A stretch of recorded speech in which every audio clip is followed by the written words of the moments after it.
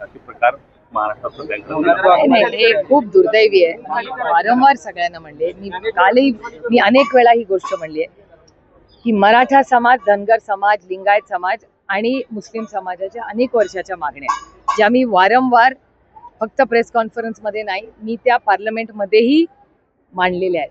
माझी महाराष्ट्र आणि केंद्र सरकारला विनम्रपणे विनंती आहे की अनेक राज्यात आरक्षणाचे विषय आहेत. तुम्ही सगळं एक कन्सॉलिडेटेड बिल आणा. तुम्ही विचार करा की अनेक वेळा मी कालही साताऱ्यात हे बोलले की आरक्षणाबद्दल उत्तराखंड असेल, गोवा असेल, या लोकांच्या काही काही मागण्या असतात. त्या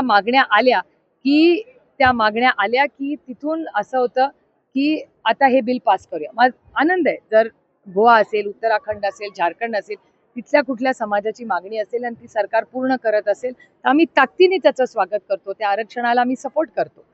म्हणूनच माझी हात जोडून केंद्र सरकारला विनंती आहे की महाराष्ट्र सरकारने कॉम्प्रिहेन्सिव्ह बिल बनवावं.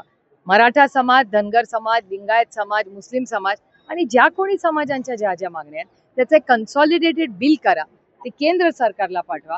250चं त्यांची ताकद आहे. आम्ही ताकदीने सरकार बरोबर उभं राहू. तुम्ही बघितलं असेल जीएसटीच्या वेळीच, ऑपरेशन सिंधूरच्या वेळीच योग्य निर्णय जर तो देशाच्या हिताचा असेल तर आम्ही ताकदीने या सरकारबरोबर, केंद्र असेल, राज्य असेल, उभा राहू.